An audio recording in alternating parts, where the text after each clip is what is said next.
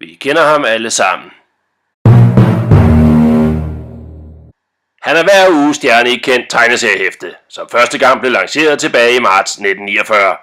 Hans øverste chef for forlag er oprindeligt Gutenberghus, senere kendt som Egmont. Efter hans gennembrud steg han til stjernestatus. Han gik fra at optræde en gang om måneden, derefter hver anden uge, og i dag har vi fornøjelsen af at se ham hver eneste uge. Her underholder han børn og unge med sine venner, tidligere kendt fra Walt Disney. Denne video er baseret på en sand historie. På trods af Anders Sand & Company's målgruppe af børn mellem 7 til 12 år og deres forældre, egner denne dokumentarfilm sig bedst til elever mellem 16 og 20 i 2G og Mette. Vi undskylder på forhånd for manglende humor og interne jokes. God fornøjelse. Vi præsenterer Anders Sand & Company.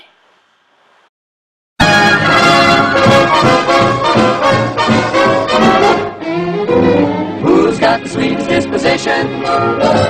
One guess, guess who? Who never starts an argument? Who never shows a bit of temperament? Who's never wrong but always right? Who never dream of starting a fight? Who gets stuck with all the bad luck? No one but Donald Duck.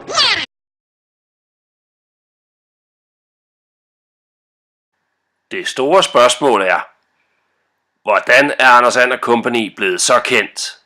Hvad har skabt den store kendskabsgrad? Vi har besluttet os at finde svaret på dette spørgsmål, og vi har derfor opsøgt Victoria Skovand, ekspert i marketing for tegneserier og andre latterlige samleobjekter. Victoria, forklar mig kort, hvad er Anders Sand & Company? Jo, Anders Sand & Company startede i marts 1949. De havde i forvejen været en del af Walt Disneys tegnefilm, og de havde derfor, da de kom til Danmark, en stor kendskabsgrad på forhånd. Men nu hvor vi snakker om Anders Sand & Company, hvad er deres produkt? Anders Sand & Company er et tegneseriehæfte med tilhørende gave. Det fungerer fantastisk både som læsestof og som underholdning til den yngre generation. Der er altid en fin forside, både farverig og med karaktererne fra Anneby på forsiden. Derudover, så som tidligere nævnt, så stammer figurerne fra Anneby fra Walt Disneys tegnefilm, hvilket også fremgår på forsiden, da man kan se Walt Disneys logo ovenover den prangende overskrift, som siger Anders Sand & Company. Bladet det kommer altid i en plastikemballage, som både gør, at gaven og bladet ikke skilles ad, men også beskytter bladet mod eventuel regn eller fugt. Men når du køber Anders Sand, ud over gaven, hvad får du så? Hvorfor lige købe Anders Sand & Company? Anders Sand & Company siger selv, at de er verdens sjoveste tegneserie. Men udover at det er en tegneserie, så får du en hel del opgaver, du kan løse eller konkurrencer at deltage i. Der er også altid en masse informationer til blandt andet kundeservice, så det er nemt at komme i kontakt med dem, hvis der skulle opstå problemer eller spørgsmål. Og til med kan du i dag få Anders Sand & Company i en digital udgave, så det er nemt altid at have med dig, uden at det fylder, siden de fleste i dag har enten en smartphone eller en tablet med sig rundt. Tusind tak. Vi vender tilbage til dig senere, Victoria. Anders Sand & Company bliver solgt gennem flere forskellige distributionskanaler. I de fleste kiosker og mange supermarkeder kan Anders Sand købes i fysisk form, og derudover er det muligt at tegne et abonnement via nettet på serieshoppen.dk og få det sendt til sin egen postadresse ved hver udgivelse, som er en gang om ugen. Udover at få det i fysisk form, når du abonnerer på det, får du også mulighed for at downloade det gratis til en iPad eller anden tablet eller en smartphone. Anders Sand har også nu udgivet 3 apps. Du kan se de 3 her. Anders Sand & Company, Anders Sand Plus og Anders Sand Junior. I Anders Sand Plus er de 22 nyeste udgivelser, og du kan så gå ind og købe dem enten enkeltvis eller også vælge at abonnere på det herinde ved at klikke der. Du får en gratis, når du downloader appen, og kan bare gå ind og læse bladet på din iPad, se de forskellige opgaver og har hele bladet tilgængeligt her. På de andre 2 apps, Anders Sand Plus og Anders Sand Junior, er det også muligt at spille små videoklip og se udgivelser både nye og gamle. Derinde er det også muligt enten at købe dem enkeltvis efter at have fået de første gratis, eller at tegne et abonnement på appen.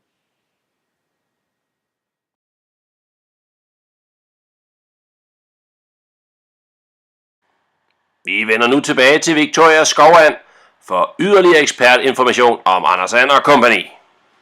Nu har du jo tidligere fortalt os en masse om, hvad bladet er og indeholder. Hvad skal man så betale for det? Anders Sand Company koster 28,95, men det afhænger lidt af, om du køber en almindelig udgave eller en jubilæumsudgave. Du kan også få det billigere, hvis du vælger at købe et abonnement, hvor du så sparer penge. Du får oftest også en gave med af en eller anden form her ved abonnementerne. Et eksempel, der kan nævnes, det er Lego Star Wars og 12 blade af Anders Sand for kun 329 kroner. Og relevant viden til forældrene. Hvad er betalingsbetingelserne? Du skal være 18 år for at købe Anders Sand Company eller have tilladelse fra dine forældre eller en anden værge. Det gælder dog ikke, hvis du går ned og køber det i fysisk form i en kiosk eller et supermarked. Når du betaler på nettet, så kan du betale med dankort eller girokort, hvor det også i fysisk butik er muligt at betale med kontanter. Jeg tror, vi er nødt til at stoppe her, Victoria. Tusind tak for din tid og hjælp.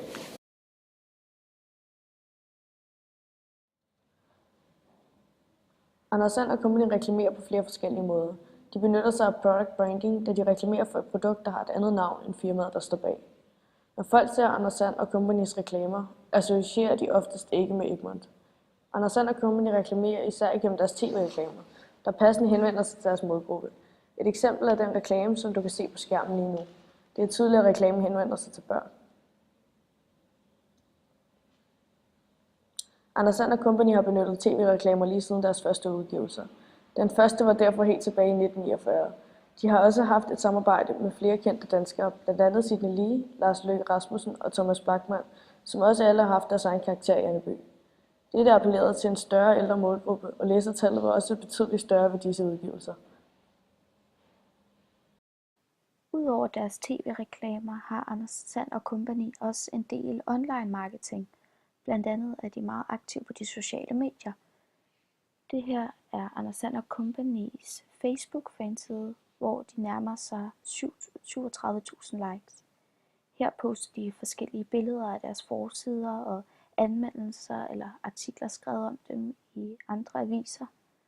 De poster også små videoklip. Derudover har de en YouTube-kanal, hvor de lægger videoer ind. Det er blandt andet deres tv-reklamer eller interviews med kendte, som fortæller om deres barndom med Anders Sand. De har også en Instagram-account, hvor de poster billeder, og det er det, vi kan se på skærmen lige nu. Der er simpelthen direkte adgang fra deres Facebook-side til både deres Instagram og til deres YouTube-account, så man kan gå ind og se alt indhold på de her sider. Til sidst har de også de tidligere nævnte Anders Sand apps. Udover Anders Sand Companys aktivitet på deres sociale medier, kan deres hjemmeside anneby.dk nævnes som en del af deres online promotion og marketing. De har over 75.500 medlemmer inde på siden. De udkommer også med pressemeddelelser og nyheder inde på Egmont.dk. Det skete blandt andet, da Anders Sand Company havde 60 års fødselsdag. Rundt omkring på internettet kan du også støde på forskellige ads, som de har. Her er det en for Anders Sand og Anders Sand Junior. Og et andet eksempel på en fra Anders Sand Company.